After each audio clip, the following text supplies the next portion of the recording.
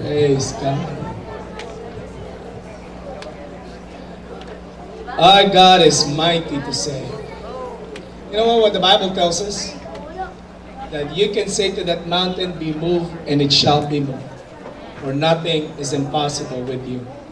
You are not going to say to the mountain in the name of June, or in the name of Mariel, or in the name of anybody, or in the name of your name. No. The very reason why we can command things and we can say to every situation that we're facing na sila ay magsilayas, na baguhin ang ating kalagayan. Because in our name there is no power. But in the name of Jesus, there is power. Amen? Hallelujah. Now, are you ready for God's Word? Let's all open the Bibles in the book of Luke. Luke chapter 5, beginning from verse 1 up to verse 11. Luke chapter 5, verse 1 up to verse 11. Let us read this alternately. So it was as the multitude pressed about him to hear the word of God, that he stood by the lake of Gennesaret. Verse 2.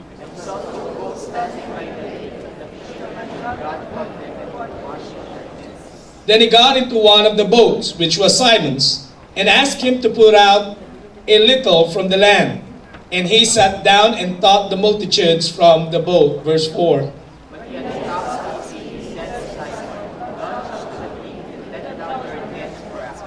But Simon answered and said to him, Master, we have toiled all night and caught nothing.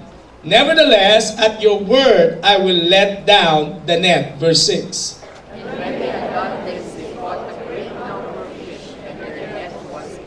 So they signaled to their partners in the other boat to come and help them.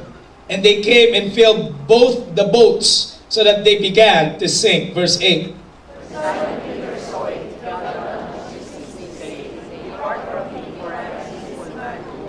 For he and all who were with him were astonished at the catch of fish which they had taken. Verse 10.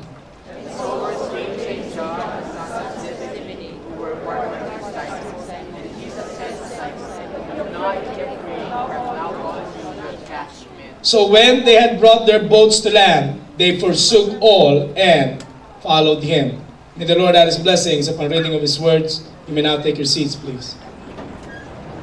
The title of the message that I would like to share with you this morning is Jesus by the Lake of Gennesaret. Jesus by the Lake of Gennesaret. Now, during our time together today, I want us to examine Christ's invitation to Peter to follow him. And there are 5 responses he went through to accept that invitation. Now, not everyone goes through the 5 responses. Not everyone is going to do or to say those 5 responses that Peter had gone through. But in your life and in my life, there have been certain calls that God is giving to us. Lagi at laging may panawagan sa atin ang ating pong Panginoon. Now, it may not be a call in the ministry. It may not be a call of becoming a pastor. It may not be a call of becoming a full-time worker. It may be a call about your work, a calling about your business, a calling about your personal life, a calling about your studies. Sa lahat po ng aspeto ng mga buhay natin, alam mo at alam ko ang katotohanan na laging merong panawagan ang ating Panginoon. Ang panawagan niya marahil ay may mga nais siyang gawin mo sa iyong buhay.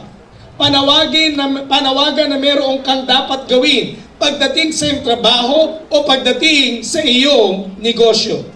As I share these responses to you today, I want you to put yourself sa kalagayan po ni Pedro and study as ano ba ang naging responses ni Pedro at madalas na responses ng tao sa tuwing merong nais gawin ang Panginoon. The first kind of response number 1 is disinterest. Pakisabi nga sa katabi, disinterest. According to the Gospel of John, Peter met Jesus the day after Jesus was baptized. But there's little indication that he stayed with him for any length of time. Ano po ibig sabihin nito? According to the book of John, ito pong si Pedro, nakilala at pinakilala ni Andrew kay Jesus matapos si Jesus ay bautismuhan. Pero walang nasabi ang Bible na si Pedro ay nanatili kay Jesus. I am in opinion today that after Peter met Jesus and spent some time with him, he went back home and went back to work. Hindi pa ganoon ka-interesado si Pedro kay Jesus. So matapos siyang makita si Jesus, okay, yung pala si Jesus, oo.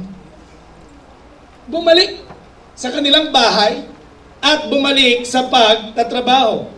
Now, however, Jesus has a plan for Peter's life. Merong plano si Jesus sa buhay ni Pedro. Kung kaya't ano ang sabi ng Bible?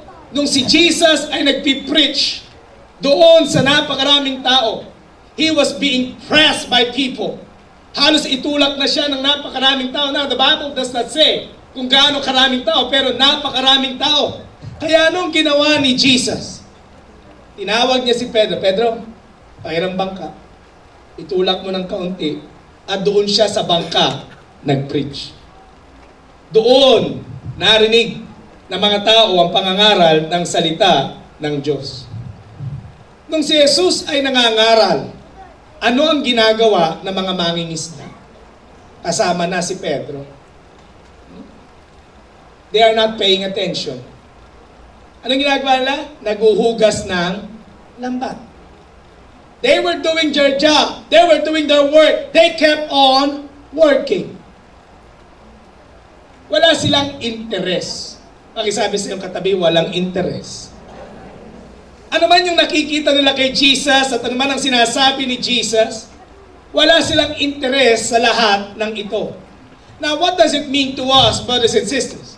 I don't think Peter and others were any different from many people today who are not necessarily hostile to Christ or church, but they are disinterested. Alam niyo sa ating po panahon, maaring hindi tayo persecuted. Maaring hindi po tayo pinag-uusig ng iba't ibang tao, iba't ibang denominasyon. Ngunit marami sa ating panahon sa ngayon ang walang interes kay Jesus. A lot of people are saying that there are more important things to do in their lives. Ang disinterest po have many faces, but it always reveals itself in the same way. Lagi at laging merong mas mahalaga. Laging kinukumpara si Jesus sa mga bagay. Kaya anong laging sinasabi ng tao? Mas mahalaga ito kaysa ano pa mang mga bagay. As a matter of fact, in our world today, we are the busiest people in the world. Napaka-busy ng tao ngayon. Well, I'm not just talking about you coming to church. I'm talking about us following the Lord in all of His instructions in our lives. Alam mo yung pagdalo sa church, madali. Pero yung pagsunod sa anumang pinagagawa sa iyo ng Panginoon, that's the challenge that we need to face. Kapatid, meron bang pinagagawa sa iyo ang Panginoon na hanggang ngayon hindi mo pa ginagawa? It's maybe because we are not really interested. Pakitanong mo nga yung katabi mo, interesado ka ba? Anong lagi sinasabi ng tao ngayon? Busy. Busy has been the hallmark of our times. I don't know how many times. May kakamustahin ako pag nakita ko, kamusta ka na? Ang sagot, busy ako eh. Ang tinatanong ko, kamusta ka? Hindi ko tinatanong kung busy ka. Laging ang sagot, busy. Parang ngayon yung salitang busy, para bagang medalya na sinusot ng marami, busy ako. Na para bang mentors, mas maraming ginagawa, mas maraming kinakabalahan, para bagang mas okay ang kanilang mga buhay. The obsession with being busy is actually one convenient way to keep from relationships. For example, pag tinanong kita kung kamusta ka na, ang sagot mo sa akin ay busy ka. Anong usual na ginagawa ng tao? You will back out. Huh? Back down a little. Ganun ba? Busy ka? Pasensya ka na. Baka may istorbo kita. Diba? Imbis na ma-build yung relationship, hindi gumaganda yung relationship. Napapalayo sa isa't isa. When it comes to God, madalas may pinagagawa sa iyong Panginoon. Pero nung lagi nating sagot, busy. So, imbis na lumalalim ang relasyon natin sa Panginoon, imbis na lumalago tayo bilang mga Kristiyano, sa kakasabi natin na tayo'y mga busy, walang pagmamature na nagaganap tuloy sa ating pong mga buhay. Now, ang tao po ngayon ay napakaraming kaabalahan. Trabaho, about 9 hours a day. Travel, going to and from work. Sabi nila 2 hours. Pero marami magsasabi sa akin, Pastor, anong 2 hours? Ang hirap-hirap magbiyahe ngayon, matraffic pa. Minsan pag sumakay ka pa ng MRT, maglakad ka pa sa ibabaw. Yung iba, schooling. Yung iba, pagtulog ang ginagawa. Hopefully, may 8 hours. Pakitignan mo yung katabi mo, baka nag-extend dito. Eating. May mga tao, mabilis kumain. Sabi nila, ang pagkain daw po, kung susumayin mo sa buong isang araw, ay tumatagal po ng 2 oras. Pagmula breakfast hanggang dinner. Meron po akong kakilala, napakabagal kumain. Baka sa kanya, 3 hours. Pagkain. Ano pa? Going to church. Sa kinalakihan po natin pananampalataya, 1 oras lang ang service. Sa atin, 2 oras. Yung iba, nag-e-extend. Lalo na pagka hindi nagustuhan yung sermon, pinagalitan doon sa unang service. Atin nga ako ng pangalawang service, baka dito hindi na ako pagalitan. Nag-e-extend. Na, makinig. Yung iba, shopping. Pag sa church, 2 oras, init na init. Sa shopping, 5 hours, buhay na buhay. Malakas pa. Iba, cooking, and then keeping our vehicles clean and maintained. There are many activities in life. At tayo rin ng mga mananampalataya, napakarami nating aktibidades sa ating pong mga buhay. Pero paano ba natin magiging maayos o maaayos ang ating pong problemang iyan? Paano ba mawawala yung pagiging hindi natin interesado? Then we need to prioritize things. Pakisabi nga sa katabi, i-prioritize mo mga bagay. And the greatest priority that we must be having in our lives is to put God first. Amen? Pakisabi sa katabi, put God first. Laging unahin ang ating pong Panginoon. Alam mo kapatid, ang dami-daming tao laging gusto nila tagumpay, laging tagumpay. Pagka tinanong mo anong gusto mo, magtagumpay. Pero ano naman ang inuuna sa buhay? Ibang bagay. They put their job first, they put their business first, they put other people first, they put their connections first. You can never be truly successful in life if you are going to put those things first and not having interest with God. Brothers and sisters, the Bible tells us that if you want your efforts to be crowned with success, if you want your the works of your hands to be blessed, if you want God's favor in your life, then you need to put God first. Amen? Kapatid, your job can never give you true victory and satisfaction in life. Your business can never give you true fulfillment in life. Your education can never give you fulfillment in life. But if you put God first, He will give you the desires of your heart. He can fill your heart with joy. He can fill your life with victory. He can bless you and shower you with favors. If you will put God first. Don't buy into the lie of this world. Huwag mong patulan yung kasinungalingan ng mundong ito. Na kung ikaw ay reach for your dreams, follow your heart. Is that you will be successful in life. Oh no, that cannot be done. If you want to reach for your dreams, follow the desires of God in your life. Amen? Madalas ganyan ang sitwasyon ng tao. And though the crowd press upon Jesus, they are not really interested. Nandun lang sila bilang mga usisero at usisera. Alam ni Jesus ang puso ng tao. Alam ni Jesus na kaya naroon lamang ang mga taong ito ay dahil sa libreng pagkain na pwede nilang makuha kay Jesus. Jesus was not just looking for some bunch of followers. Jesus is looking for people who will abandon all for the sake of following Him. And evidently, He did not find any in that crowd. Brothers and sisters, we may be coming to church. And a lot of people are coming to church for many reasons. Ang iba pumupunta sa church dahil ano?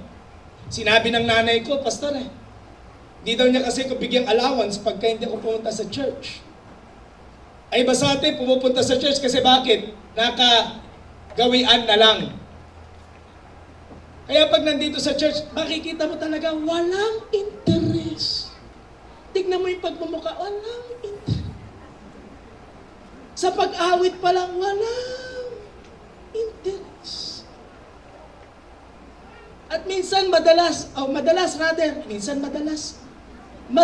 ang tagal ng Kristiyano. Lagi at laging may binubulong ang Panginoon. Pag nagpupuri, lagi sinasabi, anak, ang tagal na, gawin mo na. Pero anong ginagawa? Walang interest. Pakita mo nga yung katabi mo, ganun ka ba? The common response na ginagawa ng tao, sagot ng tao, is no. Why? Because there are more important things to be done. Kapatid, makinig ka. Ang anumang bagay sa ating mga buhay na sinasabi nating importante liban sa Panginoon ay sekundaryo lamang sa buhay natin.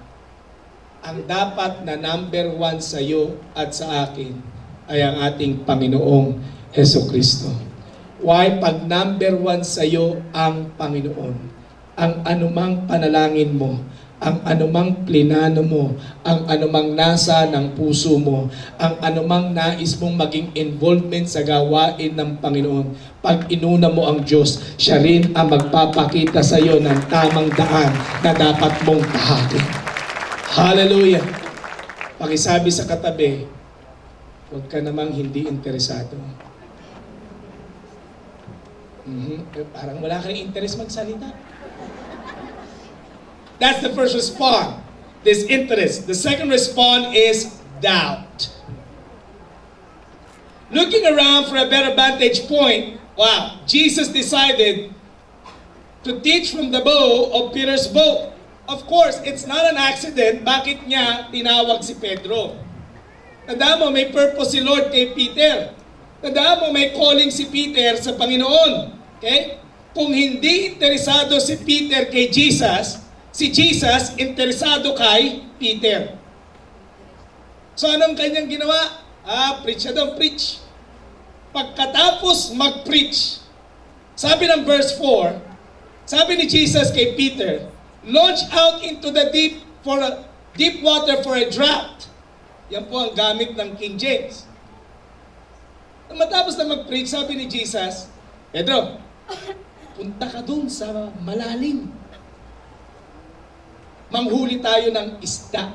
Alam mo yung salitang draught, literally means a haul of fish. Oh, napalitan na. Dumami na. A haul. It's not just a mess of fish, but a big mess of fish. Anong ibig sabihin niya? Bonggang huli. Ang sinasabi ni Jesus kay Pedro, Pedro, pumunta ka sa malalim, manguhuli tayo ng bonggang daming isda. Gusto ko yung sagot ni Pedro, classic. Ganda. Ang sagot ni Pedro, Master, we've worked hard all night and have not caught anything. Can you imagine? Yung tumatakbo sa isipan ni Pedro. Can you imagine the doubt that he is having in his mind? Anong sinasabi ni Pedro, Master? Anong alam mo sa pangingisda, Master? Master, taga Nazaret ka. Walang tubig doon. Master, karpintero ka, di ba? At kung meron ka mang extracurricular activity, preacher ka. Anong alam mo sa pangingisda? Alam mo kung meron man akong kinaiinisan, ay yung tinuturuan ako ng tao na hindi naman alam yung ginagawa ko. Mahirap yun. Kayo po ba'y nagdadrive? Kung kayo na mga nagdadrive, gusto nyo bang tinuturuan kayo ng katabi nyo?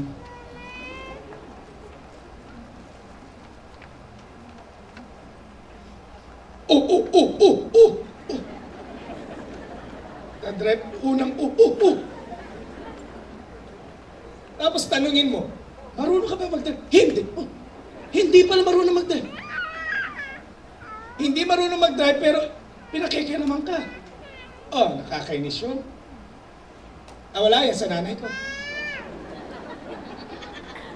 Ang nanay ko, pag nagdadrive ako, medyo bubilis ako. Maririnig mo, bumubulong, in Jesus' name. Parang may sapi ako. Na kailangan ma-cast out yung sapi ko. Nakakainis yun. And try to imagine na ganito yung sitwasyon ni Pedro ng mga oras na yon. Sinasabi niya, ano ba to? Magdamag kaming ng isda, wala kaming nahuli. And then here comes a preacher telling me what to do. You can hear the doubt in Peter's voice when he said, nevertheless. Sabi niya, sige na nga. Dahil sa sinabi mo, sige na. Kahit na magdamag kami nahuhuli ng walang isda, bilang paggalang na lang, sige na. That is full of doubt. Listen, what does it mean to us? This is not just about fishing. How many times have we thought we knew better than God? How many times? Hindi ba guilty tayo dyan? Na may mga pagkakataon, may pinagagawa sa iyong Panginoon, pero anong lagi mong sagot? Lord, parang malabo yan. Ginawa ko na lahat. Hindi effective, Lord. Sinasabi sa iyo ng Panginoon, anak, gawin mo to. Naku, Lord, labo yan. Tsaka parang yung diskarte mo, Lord, makalumak na. Modern na ngayon, Lord. Lahat na, hotspot, wifi. Many times we doubt God.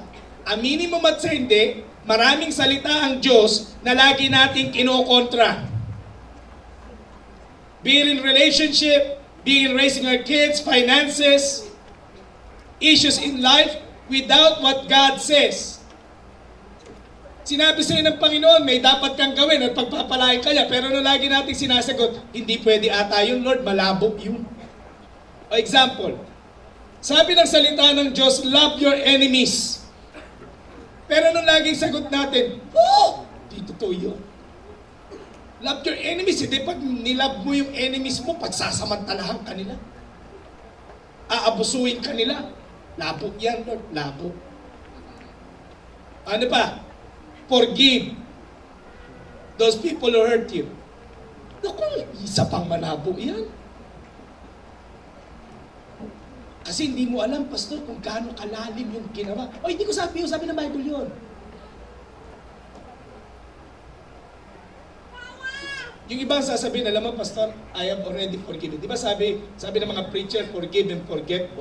I have already forgiven the person. Pinatawad ko na siya and I've forgotten him.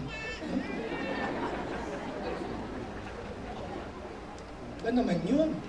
Pinatawad na tapos kinalimutan mo na siya. Laging kinokontra. Na hindi totoo yan. Anong sabi ng Bible? I'm going to bless you. Pero ano lagi natin sinasabi? Pagpapalain mo ko, ganito nga ang sitwasyon ko. Labo.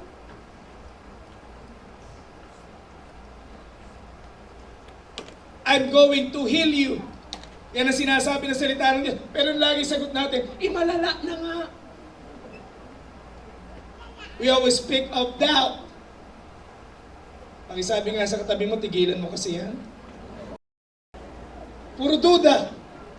Ang sinasabi ng salita ng Diyos, magkaloob ka at ikaw ay pagpapalay. Wala nga ako eh. We always doubt Him. I don't know if you've ever experienced that, but there are 1,001 ways we can express doubt. But as the Lord had engaged Peter that day by entering his boat and stretching him, He is here today trying to engage you as well. Kapatid, hindi pwede kang mamuhay sa puro duda. Tanda mo, pag may sinabi ang Panginoon, may pinagawa ang Panginoon, meron siyang nais gawin sa buhay mo. Amen? Tigil-tigilan mo yung kakaduda. And maybe today, hinahamon ka ng Panginoon. Sinasabi niya sa iyo, launch out into the deep. Maaring sa negosyo mo, sinasabi sa iyo ng Panginoon, manampalataya ka, mag-expand ka. Naku, Panginoon, malabo yan. Kasi alam mo, Lord, sa mga nagtatagumpay ngayon sa negosyo, napakaliit ng rating ngayon, Lord. Sabi sa iyo ng Panginoon, launch out. Sa trabaho, ang sabi sa iyo ng Panginoon, mag-resign ka na. Bibigyan kita ng mas magandang trabaho. Oh, Lord, ano ka pa? Labo mo naman. Ang dami-daming walang trabaho ngayon, Lord. Ayoko madagdag sa unemployment rate. Makinig ka nga. Ang salita ng tao pwedeng mabigo, pero ang salita ng Diyos kailanman hindi pwedeng mabigo. Walang sasabihin sa iyo, hallelujah, ang ating Panginoon na ilalagay ka sa kapahamakan. Everything that God will ask you to be done in your life, it will always bring you victory and blessings in life. Tigilan mo yung kaka-duda. Pakisabi nga sa katabi, tigilan mo kasi. Yung iba sa preaching pa lang nakaganon na.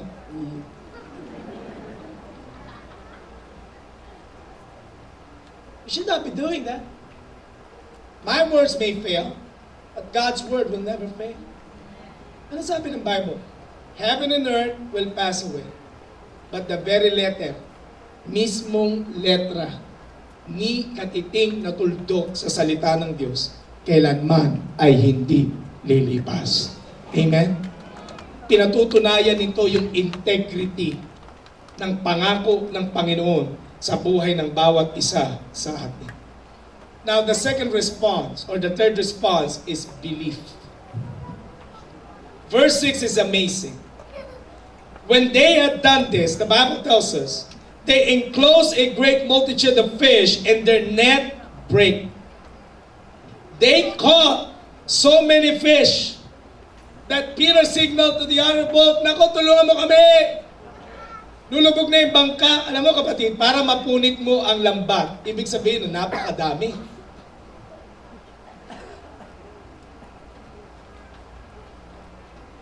Ang dami nilang nahuli.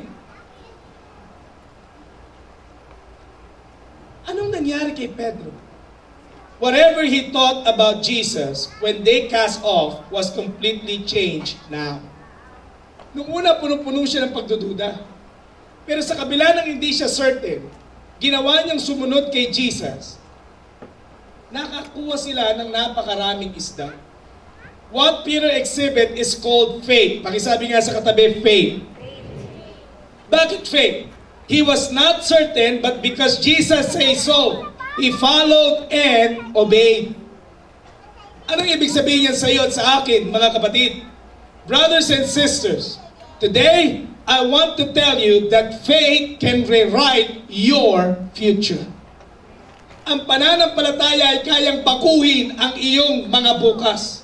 Ngayon, maaaring sinasabi mong tulad ka ni Pedro, you are a failure, Ngayon, maaaring sinasabi mong hindi maganda ang sitwasyon mo. Ngayon, sinasabi mo na napakadilim ng paligid mo. Ngayon, sinasabi mo na mas malaki ang problema mo, kapatid, sa pamamagitan ng pananampalataya sa ating Panginoon Jesucristo. Kaya-kayang muling ibangon. Kaya-kayang bigyan ng liwanag sa iyong landas sa oras na ito. Kaya niyang patunayan sa iyo na tapat siya sa lahat ng kanyang pangako. Your faith in God, your faith in Jesus can rewrite your future. Anong sabi ni Richard DeVoe? The only thing that stands between a man and what he wants from life is often merely the will to try it and the faith to believe that it is possible. Lahat tayo gusto natin pagpalain, di ba? Amen? Sino po sa inyo gusto niyong maghirap? Nobody would raise up his or her hand, would be saying, you know what, Pastor? I want a life na talagang naghihikahos, kumagkapang o kung ano man. No, nobody would like to do it. And nobody would wish for that. We all would like to be blessed. Kaya lang kapatid, nais ko maintindihan mo, kalooban ng Diyos na pagpalain ka. Kalooban ng Diyos na bigyan ka niya ng pabor sa buhay mo. Ang kulang lang sa atin, gusto mo, Lord, pagpalain mo. Pag sinabi naman sa'yo ng paano gawin mo to, Lord, pagpalain mo lang ako. Kapatid, pag sinabi mong may faith, may action. Amen? Pag sinabi mong may faith ka, may paghakbang. Amen? Sabihin mo nga sa katabi mo, hakbang ka din.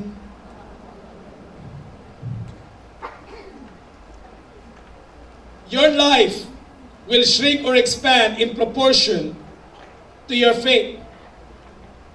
You must first be a believer if you want to be an achiever. Gusto mong magtagumpay? Gusto mong makamit ang mga bagay na pinapanalangin mo? Magtiwala ka at manampalataya ka sa Panginoon. Kapatid, kung ano ang lumalabas sa bibig mo, kung ano laman ng puso mo, kung anong pananampalataya mo, yun ang mangyayari sa iyo.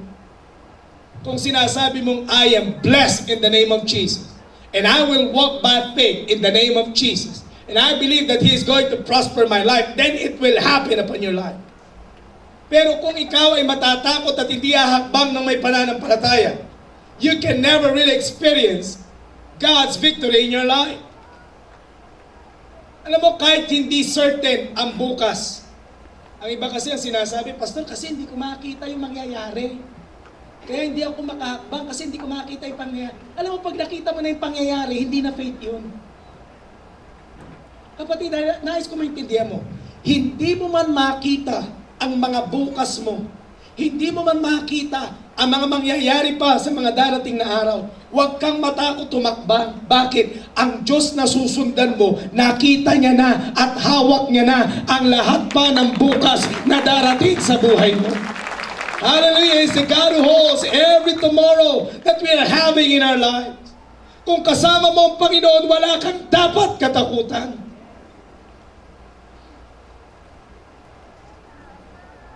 By faith, you can be decisive even though you are not really certain. Ang isang taong nananampalataya ay hindi tumitingin sa kanyang sirkumstansya o sa kanyang kondisyon. Ang tanging tinitignan niya ay ang pangako sa kanya ng ating Panginoon. Now, ang turo ng mundo sa atin, to see is to believe. Makita ko muna bago ako maniwala. Yan ang tinuturo sa atin. Pero tayo mga mananampalataya, to believe is to see. The Bible tells us that we walk by faith and not by sight. Yung iba naman, anong sasabihin? Pastor, kailangan ko munang makakita ng ebidensya ba? Kailangan munang gumawa ng Diyos ng himala pa bago ako maniwala. Alam mo kapatid, tigil-tigilan mo yan. Bakit? Don't wait around for Jesus to perform some great miracle in your life so that you might believe. God has already done all the miracles necessary for you to believe. Now, Ito po ang nais kong maintindihan mo, lalo na sa mga skeptics na naririto. Alam mo yung mga skeptics, yung mga hindi naniniwala? Suppose, manalangin ako dito. Kasi hindi ka naniniwala.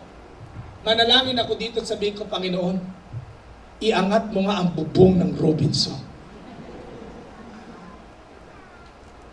Iangat mo.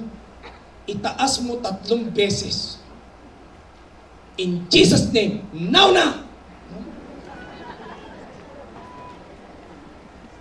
Kunwari, sinagot ng Panginoon, naku, pinagpag 3 beses. At biglang may narinig ka, June, tinugong ko na ang panalangin. Ay, naku. Di lahat tayo dito, yes Lord, I believe. Next Sunday, puno ang Robinson. Baka lahat ng cinema rentahan natin. Kasi mas marami na ang naniwala. Pero pag ganyan, ang kondisyon ng puso mo at ng isipan mo bago ka magtiwala ay kailangan may makita ka. Ang tawag diyan ay hindi pananampalataya. Pakitanong nga, pakisabi mo nga sa katabi mo, umayos ka.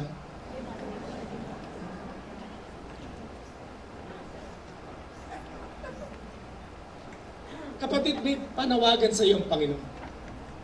Sa negosyo mo, sa trabaho mo, tinatawag ka nila. May pinagagawa sa iyo ang Panginoon. Ang hamon niya sa iyo sa umagang ito, humakbang ka ng may pananampalataya. You know what, when I answered God's call in my life, I'm not really certain of what's going to happen.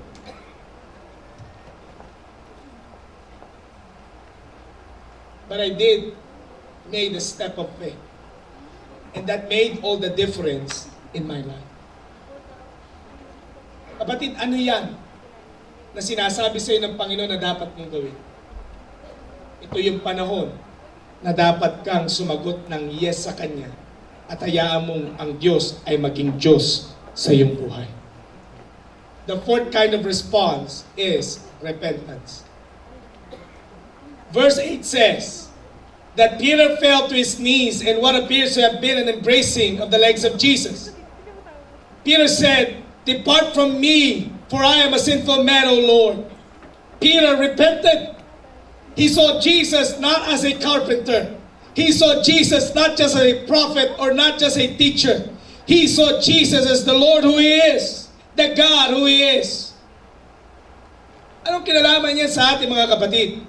I want to tell you that when you see Jesus Christ for who He really is, you're going to see yourself for who you really are. And what you're going to see is not going to be something.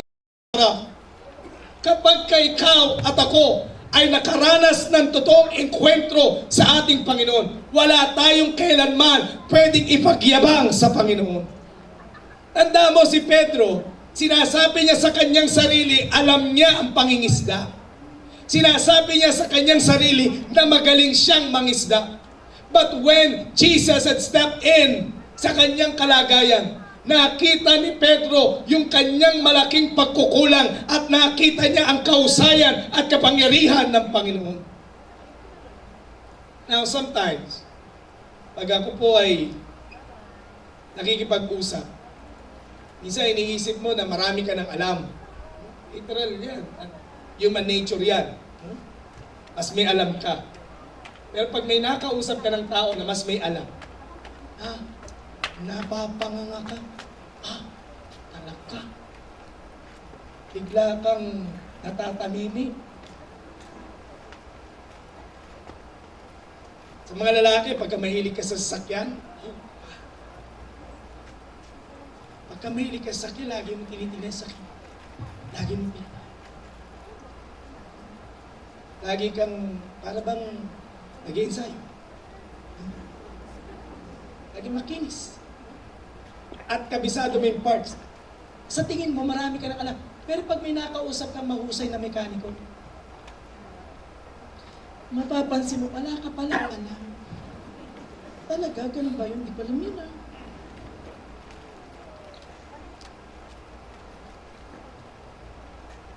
bigla ka nang liliit. Bigla mong nare-realize na ano pala yung alam ko, wala pa pala. Ang ibang tao lagi iniisip, siguro si pastor alam na lahat ng bagay sa pagpapastor. Alam mo lang yun eh.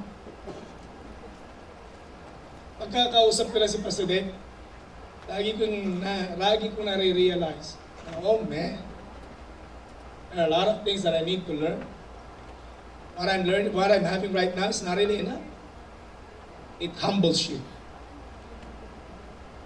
Nakikita mo yung kaliitan mo kapag merong taong nakikita mong mas mahusay pala kesa sa'yo.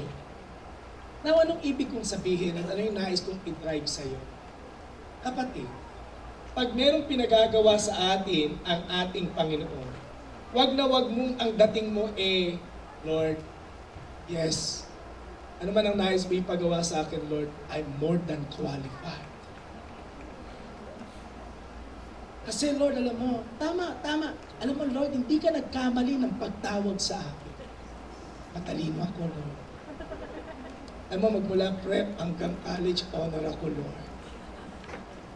Hindi lang ako magaling kumanta, Lord. I can dance also, Lord. I may be exaggerating things. Pero if you will come to think of it, kapatid, pag may pinagagawa sa iyo ang Panginoon, hindi niya hinahanap yung abilidad mo.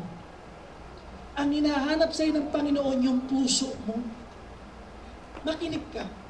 Kung tinitignan mo man ang sarili mo na hindi ka qualified sa pinagagawa sa iyo ng Panginoon, huwag mo nang intindihin yun. Dahil ang Diyos, pag tinawag ka, siya rin ang mag-i-equip sa iyo para yung gawain na kanyang nais ipagawa ay mangyari sa buhay mo. Natatakot kang humakbang ng may pananampalataya sa negosyo dahil sa tingin mo, wala kang alam? Kapatid, pag sinabi sa iyo ng Panginoon na humakbang ka dahil siya mismo ang maglalagay ng mga tamang tao, tamang paraan, tamang mga bagay sa landas na tatahakin mo. Dahil nais kong maintindihan mo sa umagang ito, pag may sinabi sa iyo ang Panginoon, noon pa man inihanda na ng Diyos ang tagumpay para sa buhay mo. Hallelujah! He had already seen that. And what just is asking from us is following Him. He is not really looking for your ability.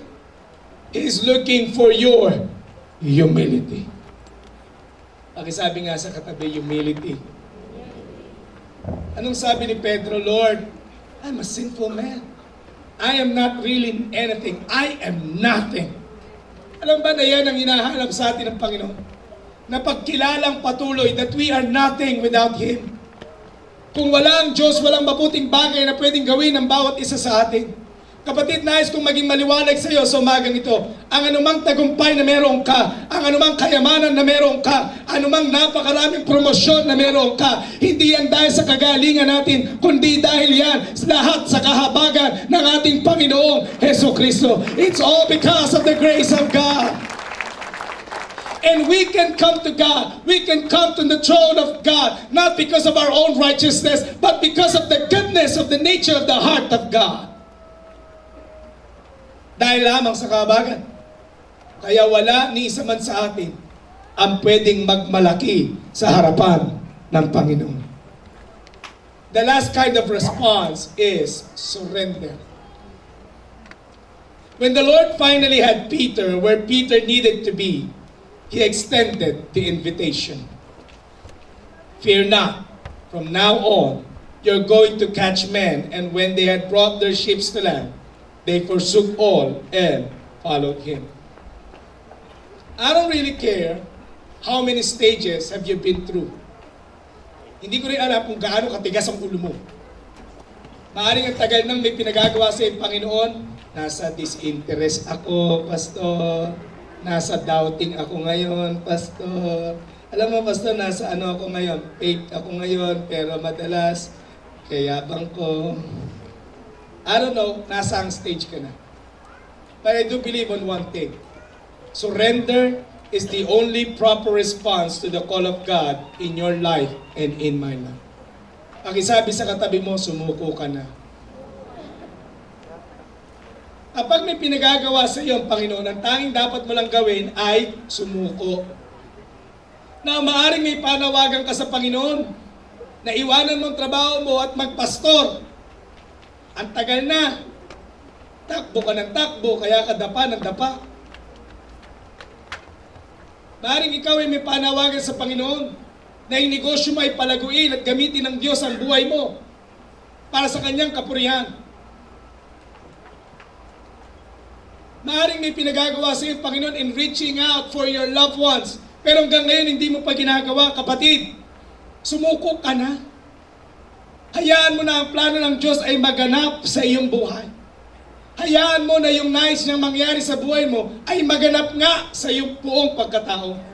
Dahil nais kong ulit-ulitin sa iyo, kapatid, maaring nakalimutan mo na walang ibang pinakamabuting plano, walang ibang pinakamabuting kalooban, kundi ang kalooban ng Diyos sa buhay ng bawat isa sa atin. Hallelujah! Now, sasabihin mo sa akin, preacher, I don't really know what's God's call in my life.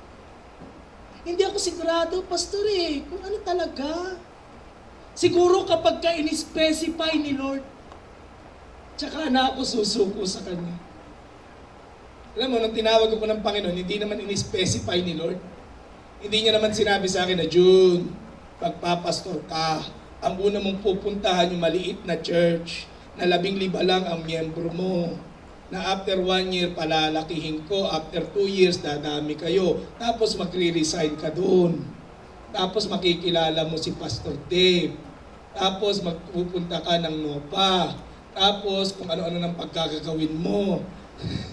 Tapos punta ka Mongolia, tapos punta ka ng abroad, punta ka ng ganito, punta ka ng ganyan. Tapos magpipreach ka ng alas 7, punta ka ng main ng 8, balik ka ng 10:30, balik ka ng main. At 55, patay ka na.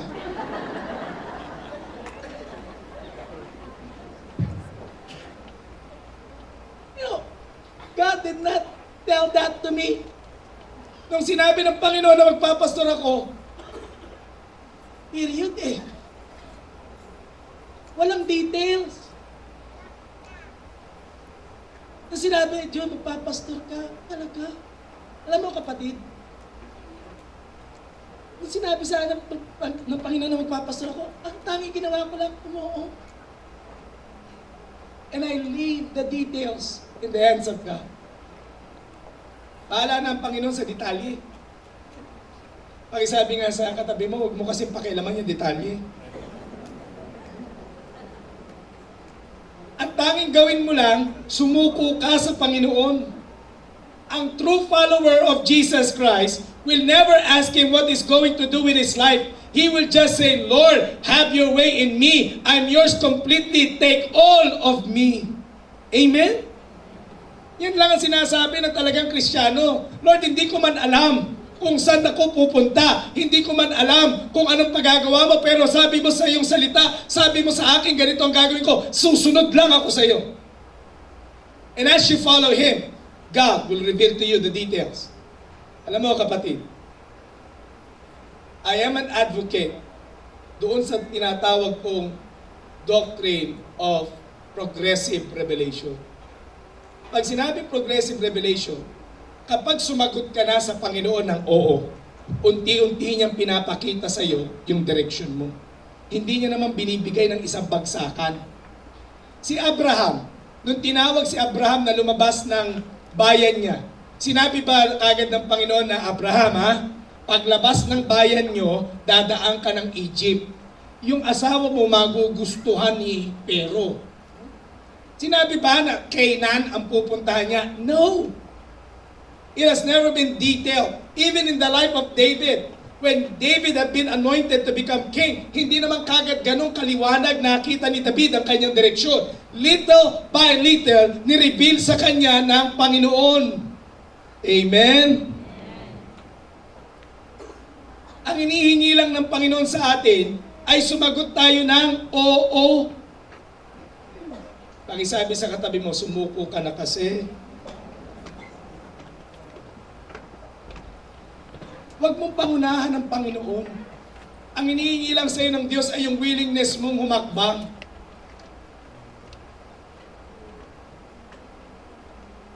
Pastor, ang ibig mo bang sabihin, kailangan ko nang mag-resign sa trabaho ngayon.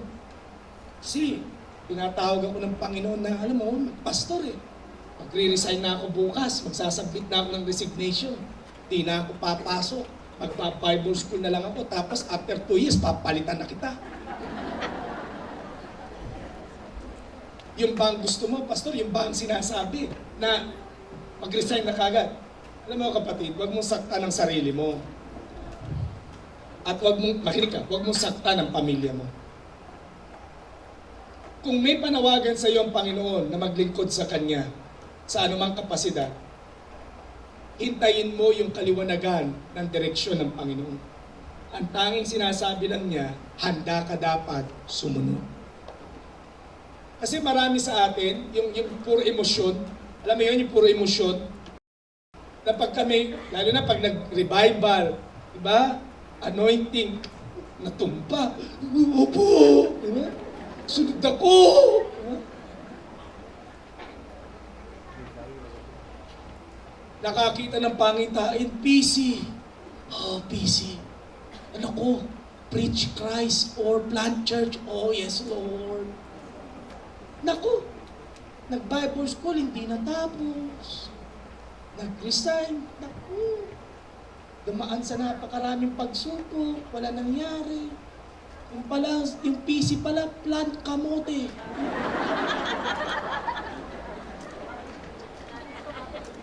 O kaya plant kamatis, kalamansi. Mahilig kasi trimitito eh. Ayaw hintayin yung progression ng pagkatawan. Ang hinihingi lang sa'yo ni Lord, sumunod. Pakisabi niya sa katabi, sumuko lang. Alam niyo, when I was still young, ako po ay nag-practice ng art of Jeet Kune Do and Taekwondo. Ang pinakagusto ko po ay hindi yung pagsipa, kasi walang buhay yun. Yung Taekwondo, ata! Puro sipa. No? Alam niyo kung anong pinakagusto ko pagdating sa martial arts? Yung binabalibag ko yung kalaban mo. Kasi pag binalibag mo yung kalaban mo, at nagawa mo siyang tinatawag na i-submit, nagawa mong ilak yung kamay mo sa panga niya, yung legs niya ay halos magkantabali, at the more na pumipigla siya, the more mo na i-stretch, the more siyang nasasaktan. Doon ako masaya. Ako si pastor, nanunumbalik na. Yun yung art of submission, as they say. Okay?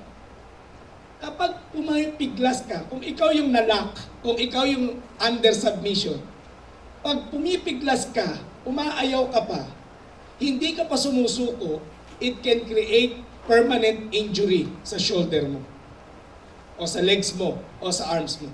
Kaya ano ang ginagawa ng mga naisasubmit, na ibabalibag, lalala? Anong kanilang ginagawa? Ang tanging ginagawa, tumatap sa canvas. Ibig sabihin nun, suko na, bitawan mo na ako, masakit. Ganon, susuko. Alam ba, maraming Kristiyano ganyan. May pinagagawa pag anong sasabihin, Lord, ipipilit pa yung gusto. Sasabihin mo na, hintayin ko munang kalooban mo, Panginoon. Yung ibang Kristiyano, hihintayin pang dumaan sa mga matinding kahirapan ng buhay. Babagsak muna, masasaktan, maghihirap, tsaka sasabihin, Lord, confirm.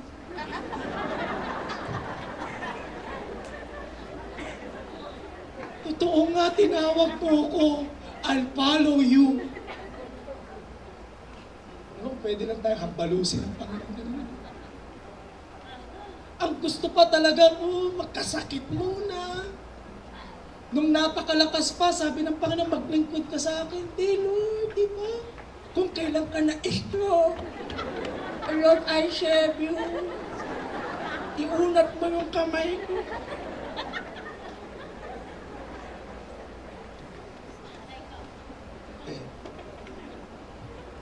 Kapatid, ang tawag doon, unnecessary burdens. Hindi kalooban ng Diyos na pagdaanan mo pa yung mga ganyan niya. Alam mo kung ba't pinagdadaanan ng mga Kristyaning ganon? Katigasan ng ulo. Hindi dahil inilagay ka ng Panginoon doon. Dami-dami nating maling pananaw sa Diyos. Nilagay ako ng Panginoon dito, tinitis niya ako. Tinitis. Tigas ulo ka.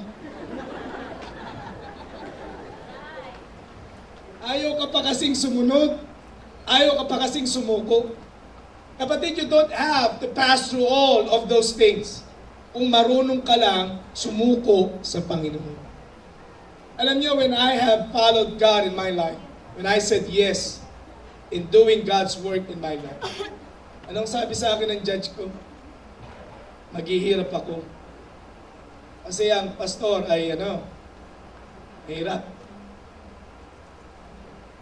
Sabi niya, alam mo, tinapon mo ang lahat ng pangarap ko sa iyo. Judge ko, may pangarap sa akin, judge ko.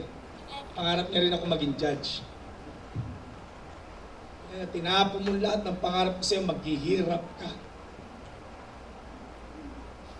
Pero ang sabi sa akin ng Panginoon, magpapastor ako eh. So I followed God's will. It has never been easy, brothers and sisters. My early years in the ministry, it has never been easy. Pero ang kainaman kapag ka-sold out ka sa Panginoon, ang kainaman pagka sinuko mo ang lahat sa Diyos, hindi ka i-short change ng Panginoon.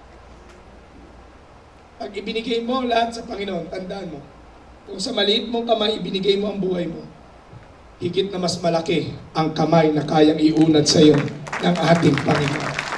Hallelujah. And I would never regret that time that I said yes to my God and surrendered unto His will. Kapatid, huwag mo lamang tignan yung produkto ng tagumpay. Tignan mo na bago magkaroon ng tagumpay, ang isang tao ay natutong sumuko sa kanyang Panginoon.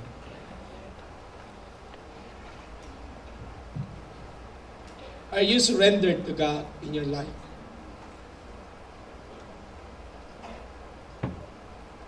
What are the things that are holding you and that keeps you in following Him? It's time to drop them and follow Jesus Christ. Jesus is passing by right now. What are you going to do? Tinatawag ka ng Panginoon sa umaga nito. May pinagagawa siya sa iyong buhay sa umaga nito. Ano ang gagawin mo? Ang ibang sasabihin, next Sunday na lang, tsaka na lang. There may be no next time. Hindi natin alam, pwede mga maganap. This encounter of Peter and others teaches us about the critical importance of seizing the moment. Today, you have this opportunity to make the right response to Jesus. What will it be? Kapatid, ang aking panalangin sa umaga nito, sa personal na pakikipag-usap sa iyo ng Panginoon, maging tama nawa ang iyong respond sa kanyang panawagan sa iyong buhay. Let us bow our heads and let us pray. Our gracious God and Heavenly Father, thank you for this wonderful morning that you've given to us. And we had listened to your word. Lord, yes, truth hurts. Maring marami sa amin na nasasaktan dahil sa mga narinig namin. Maring marami sa amin na na-review. Pero kami nagpapasalamat sa iyo, Panginoon, dahil nangangahulugan lamang ito na mahal mo kami. At hindi ka patapos sa amin na kami ay binabago mo araw-araw. Lord, it is my prayer that you would confront us with your word. Convict our hearts in the name of Jesus. Beyond this microphone, I pray that you would deal with us individually in a very unique way. Kausapin mo po ang bawat isa sa amin. Habang lahat ng uli na kayo ko ba matay nakapikit. Kapatid, ang pinakamahalagang panawagan sa iyo ng Diyos ay anyayahan si Jesus sa iyong puso, sa iyong buhay bilang iyong Panginoon at sariling tagapagligtas. Sa umagang ito, binibigyan ka ng pagkakataon na makatiyak na ang buhay mo ay nasa kanyang mapagpalang kamay. Kung iyan ang iyong panalangin sa umagang ito, na sinasabi mo, Pastor, kailangan ko si Jesus sa buhay ko. Nais kong tugunan yung kanyang panawagan na siya'y manahan sa aking buhay. Kung yan ang iyong panalangin, pakitaas mo lamang yung kamay at sasamahan kitang manalangin. Meron po ba? Salamat po sa kamay na yan. God loves you. Meron pa po ba na itataas niya ang kanyang kamay? Sasabihin niya, Pastor, I need Jesus. Salamat po sa kamay na yan. God loves you. God loves you. And even if you are a Cinema 6, and you would like to give your heart and your life to Jesus, today is that day. Kunin mo ang pagkakataong ito na makatiyak ka na ang buhay mo ay nasa kamay ng Panginoon. Let's all stand together. Hallelujah. Sa mga kapatid po natin na nagsipagtaas ng kanilang mga kamay, I know it's tough for you to be raising your hand. It's tough for you to be admitting that you need Jesus. Pero kapatid, kung talagang sincere ka, nagsasabi ka talaga na, Pastor, hindi ako alis sa lugar na to hanggang di ko naibigay ang buhay ko sa Panginoon. Hinihilingan ko na lumabas ka sa iyong upuan. Pumunta ka dito sa harapan. Sabay tayong manalangin ng pagsuko ng ating puso, ng ating buhay sa ating Panginoon Kristo. If that is you, I want you to come. Give your heart and your life to Jesus. Now I want you to understand this. You have nothing to lose but everything to gain as you give your life to Him. Kapatid, sa umagang ito, Jesus is passing by. He's looking for you. He's wanting you to come into His presence. And if that is you, take this very moment, take this very opportunity that you can give your heart, that you can give your life to Jesus. It's not an accident why you are here. It's not by chance. Just like how Jesus had engaged in the life of Peter, this is God's plan for you. Come, give your life and your heart to Jesus. For brothers and sisters who have come in front, sa mga kapatid ko natin na lumapit dito sa harapan, I want you to follow this prayer. This is a very simple prayer that we would like to utter. This is a prayer of giving our hearts and our lives to Jesus. I want you to follow this prayer. Lord Jesus, I come before you, admitting that I am a sinner, that I'm not right with you. But today, Lord Jesus, I'm asking for your forgiveness. Cleanse me from all unrighteousness. Forgive me from all of my sins. Make me right in your sight today. Lord Jesus, I believe that you died and that you rose again for me so that I can have eternal life. Today, Lord Jesus, I give you my life. I give you my heart. I'm opening my life unto you. I receive you now as my Lord and Savior. Be the King of my life. Be the master of my soul. Lord Jesus, from this time on, I will follow you. I will serve you. I will love you. Lord Jesus, thank you for the forgiveness of my sins. Thank you for the eternal life.